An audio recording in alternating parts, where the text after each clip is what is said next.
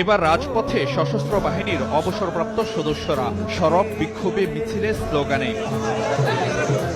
ভারতীয় আগ্রাসনের বিরুদ্ধে জাতীয় ঐক্যের ডাক দিয়ে সকালে রাজধানীর রাওয়া কমপ্লেক্সের সামনে থেকে শুরু হয় বিক্ষোভ মিছিল। জাহাঙ্গীর গেট বিজয় সরণি হয়ে আবারও রাওয়া কমপ্লেক্সমুখী মিছিলে আওয়াজ ওঠে আধিপত্যবাদ রুখে দেয়ার।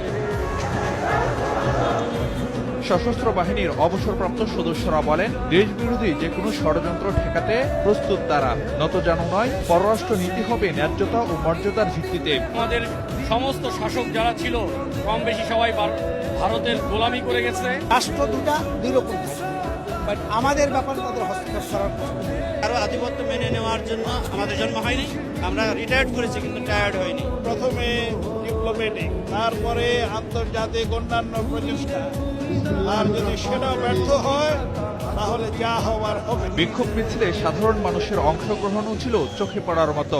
ভারত যদি আমাদের সাথে বাইরে সম্পর্ক রাখতে চায় আমরা এগ্রি, তারা যদি আমাদের সাথে কোনো অপশক্তি সংগ্রামে লিপ্ত হতে চায় সেটা কি আমরা সংগ্রামে লিপ্ত হব ইনশাআল্লাহ। সেনা জনতা একত্রিত হয়ে ভারতকে আমরা বার্তা দিচ্ছি যে মাতব্বরি করলে শুধুমাত্র কিন্তু সেনাবাহিনী নয়, বাংলাদেশের জনগণও জান প্রাণ দিয়ে লড়াই করবে।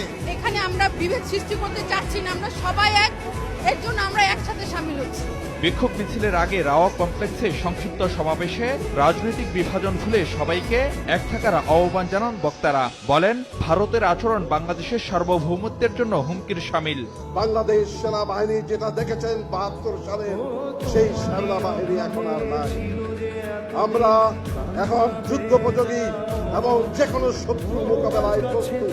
ইস্টার্ন কমান্ড উঠানের ভয় আমাদেরকে দেখাবেন না।